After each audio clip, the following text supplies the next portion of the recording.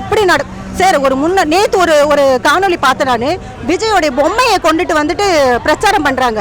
அப்போ நான் கேட்குறேன், பிரச்சாரத்துக்கே பொம்மையாக தான் வந்து நிற்கிற மனுஷன் நாளைக்கு சிஎம் ஆகிட்ட பிறகு பொம்மையாக தான் வந்து உட்காரு. எங்களுக்கு பொம்மை தேவை கிடையாது, எங்களுக்கு நின்று பேசணும். எங்கள் அண்ணன் களத்தில் நின்று பேசுகிறாரு. யார் எவன் என்ன பிரச்சனைலாம் பார்க்க மாட்டார். பிரச்சனையா சீமானண்ணா வந்து களத்தில் நிற்பார். வந்து நிற்க சொல்லுங்கள் யாரையா இருந்தாலும். ஒரு வெயிலில் கூட நிற்க மாட்டாங்க ஒவ்வொரு தலைவரும் ஒரு மணி நேரத்துக்கு. ஆனால் எங்கள் அண்ணா வெயில் மழை எதையுமே பார்க்காத ஒவ்வொரு இடத்துக்கும் போய் நிற்கிறார். அப்படி நிற்கிற தலைவர் தான் எங்களுக்கு தேவை.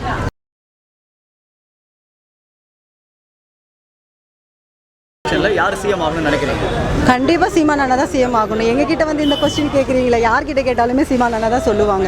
கண்டிப்பாக அவரை தவிர்த்து யார் வந்தாலுமே நாட்டை காப்பாற்றவே முடியாது. நாடு உருப்படவும் பாதி கிட்டத்தட்ட இப்போ முன்னாடி சகோதரி பேசின மாதிரி தான் முக்கால்வாசி மூழ்கியாச்சு. இன்னும் கொஞ்சம் தான் அதை காப்பாற்றுற ஒரே மனுஷன் சீமான் அண்ணா மட்டும்தான்.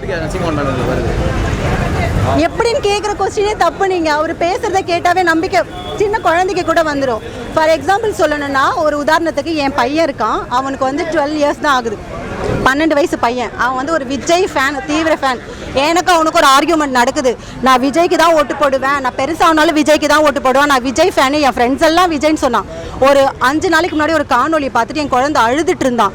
நான் உள்ள போகிறேன், என்கிட்ட வரேன், என்னப்பான்னு கேட்டேன். இந்த மாதிரி நான் அழுத என்னாச்சு, ஏன் அழுவுற அப்படின்னு கேட்டதுக்கு என் பையன் சொல்கிறான், சீமானை நான் மழையில் நனைஞ்சிட்டு அழுகுறாரு, மழையில் நனைஞ்சிட்டு பேசுகிறாரு, அதை பார்த்தோன்னே எனக்கு அழுக வந்துருச்சுன்னு. உனக்கே அதை பார்த்து அழுகணும், நீ தான் விஜய் ஃபேன் ஆச்சுன்னு. இல்லை அவன் சொல்கிறான், இல்லை கொடை வேணும்னு ஒருத்தவங்க சொல்கிறாங்க. அதுக்கு அவர் சொல்கிறாரு, நீங்கள் யாருமே கொடை பிடிக்கல, எனக்கு எதுக்கு கொடைன்னு கேட்குறாரு. 12 வயசு குழந்தை கூட ஒரு விஷயத்துலேருந்து தற்கொலைன்னு கூட சொல்லுவேன். என் குழந்தைய நான் தற்கொலையாக இருந்த குழந்தை தெளிவாக ஆகிட்டு சீமான் அண்ணாவுக்கு இப்போ அவனோட இன்ஸ்டா பேஜில் ஃபுல்லாகவே சீமான் அண்ணா வீடியோ மட்டும்தான் வருது. 12 வயசு குழந்தைய அப்படி தெளிவாக இருக்கும் போது மற்றவங்க அவர் பேசுகிறத பார்த்தா தெளிவாக இருக்க மாட்டாங்களா? கண்டிப்பாக அண்ணா தான் வரணும். அண்ணா வந்தால் மட்டும்தான் தமிழ்நாட்டை காப்பாற்ற முடியும். அரசியல் புரிதல் இல்லாதவங்க எல்லாம் அரசியலுக்கு வந்தால் என்னோட இப்போ எனக்காக நான் போராடல, எனக்காக இந்த இடத்துல இந்த களத்தில் நிற்கல. ஏன் தலைமுறை, என் பையன் நாளைக்கு நல்லா தமிழனா இந்த நாட்டில் வாழணும்னா கண்டிப்பாக சீமான் அண்ணா மட்டும்தான் வரணும். யங் ஜென்ரேஷனுக்கு நான் என்ன சொல்றது, அவங்க விஜய்க்கு சப்போர்ட் பண்ணுறதே புரிதல் இல்லாத அவங்களுக்கு தான் ஒன்றுமே தெரியாது. சொல்கிறாங்கல்ல தற்கூரி அனில் குஜிப் எல்லாம் சொன்னால் கோவப்படுறாங்க. தயவு செய்து கோவப்படாதீங்க, அதுதான் உண்மை. ஏன்னா புரிதலே இல்லாத ஒரு அரசியல் அது. என்ன சொல்றது, அது ரசிகர்கள் தான் தவிர்த்து யாருமே அரசியல் புரிதலோட போயிட்டு இப்போ என்ன பண்ணாரு, இவர் 2000 ரூபாய், இவர் 2000 ரூபாய், இவர் 2500 ரூபாய், 500 ரூபாய் இலவசம் ஏற்றினாரு. அதுதான் நடக்குதே தவிர்த்து அரசியல் புரிதல் விஜய்க்கே கிடையாது. அப்புறம் எப்படி விஜயோட ரசிகர்களுக்கு இருக்க போகுது? ரசிகர்களாக மட்டும்தான் இருக்காங்களே தவிர்த்து அவர் சிஎம்மா வந்தால் இப்படி சார் நேற்று ஒரு காணொலி பார்த்தேன் நான். விஜயோடைய பொம்மையை கொண்டுட்டு வந்துட்டு பிரச்சாரம் பண்ணுறாங்க. அப்போ நான் கேட்குறேன், பிரச்சாரத்துக்கே பொம்மையாக தான் வந்து நிற்கிற மனுஷன் நாளைக்கு சிஎம் ஆகிட்ட பிறகு பொம்மையாக தான் வந்து உட்காரு. எங்களுக்கு பொம்மை தேவை கிடையாது, எங்களுக்கு நின்று பேசணும். எங்கள் அண்ணன் களத்தில் நின்று பேசுகிறாரு. யார் எவன் என்ன பிரச்சனைலாம் பார்க்க மாட்டார். பிரச்சனையா சீமான் அண்ணா வந்து களத்தில் நிற்பார். வந்து நிற்க சொல்லுங்கள் யாரையா இருந்தாலும். ஒரு வெயிலில் கூட நிற்க மாட்டாங்க ஒவ்வொரு தலைவரும் ஒரு மணி நேரத்துக்கு. ஆனால் எங்கள் அண்ணா வெயில் மழை எதையுமே பார்க்காத ஒவ்வொரு இடத்துக்கும் போய் நிற்கிறார். அப்படி நிற்கிற தலைவர் தான் எங்களுக்கு தேவை.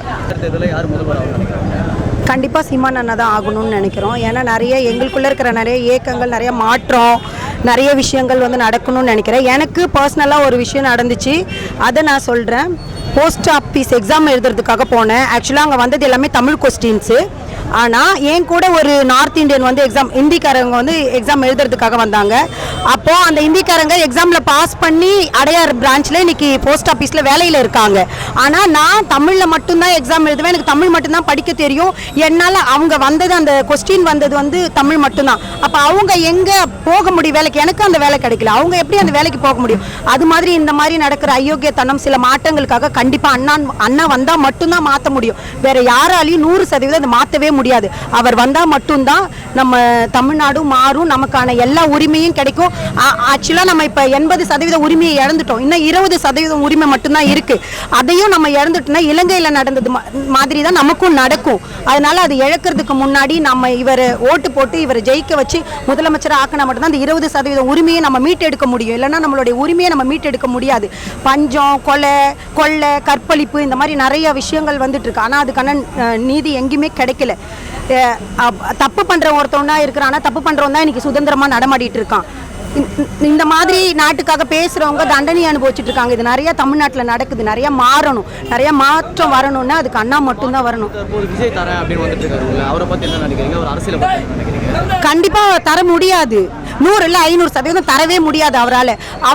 அவரும் அவரை சார்ந்தவங்களுக்கு அரசியல் எது சினிமா எதுன்னு அந்த புரிதலே கிடையாது. புரிதலே இல்லாதவங்க எப்படி அரசியலில் மாற்றத்தை கொண்டு வர முடியும்? கொண்டு வரவே முடியாது.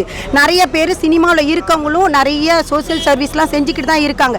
இதனால மட்டும்தான் ஒரு ரசிகர் கூட்டம் வந்து தான் நான் முதலமைச்சர் ஆவேன்னா அதெல்லாம் சாத்தியமே இல்லாத ஒரு விஷயம். அவங்களுக்கு முதல்ல அரசியல் புரிதலே இல்லை. அவங்க வரவும் முடியாது, அப்படி வந்தாலும் அவங்களால தரவும் முடியாது. எந்த ஒரு விஷயத்தையுமே தர முடியாது. இதெல்லாம் ஒரு பேசக்குள்ள ஒரு மாதிரி பேசினார். இப்போ அவருமே அந்த இலவசம் அதை பற்றி தான் பேசிக்கிட்டு இருக்காரு. இலவசம் தர யாருமே வந்துட்டு கரெக்டான உரிமையை மீட்டு தரதுக்கு முடியவே முடியாது. இலவசமே இல்லாத கல்வி, மருத்துவம் இந்த மாதிரி அடிப்படை தேவை எது தராங்களோ அவங்களால மட்டும்தான் நம்மளுடைய உரிமையை மீட்டு தர முடியும். கடைசி ஒரு நம்பிக்கை இவர் மட்டும்தான்.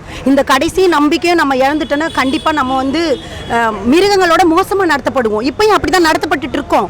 இன்னும் மோசமாகவே நடத்தப்படுவோம். இவர் மட்டும்தான் நம்மளுடைய நம்ம இனத்துக்கான கடைசி நம்பிக்கை. ஆல்ரெடி தலைவரை நம்ம இழந்துட்டோம். துரோகம் தான் அதுக்கு எல்லாத்துக்குமே துரோகம் தான் காரணம். துரோகத்தினால தான் நம்ம தலைவர் ஆல்ரெடி இழந்துட்டோம். ஆனால் இவரையும் நம்ம இழந்துட்டோம்னா கண்டிப்பாக நம்ம மிருகங்களோட கண்டிப்பாக இவர் ஜெயிப்பார். வெற்றி நிறையவே இருக்குது. ஏன்னா நிறைய பேர் இப்போ உங்களுக்கே தெரியும், நார்மலாகவே ஒரு இன்ஸ்டாவை திறந்தாலே நிறைய பேர் யங் ஜென்ரேஷன் எல்லாமே வந்துட்டு இவருடைய இது மட்டும்தான் நிறைய வருது வீடியோஸு. மற்றபடி சினிமாக்காரங்களையோ இல்லை மற்ற விஷயங்கள் பற்றி வரல. ஏன்னா எல்லா யங் ஜென்ரேஷன்லேயே இருக்கிற நம்பிக்கையெல்லாம் போயிடுச்சு. எல்லாமே பார்க்குறாங்க. இப்போ சோஷியல் மீடியாஸ் நிறைய வந்திருக்கு, நிறைய படித்தவங்களாயிட்டாங்க. அப்போ வந்து எல்லாமே புரிதல் வந்திருக்கு. அப்போ கண்டிப்பாக இவர் வின் பண்ணுவார்.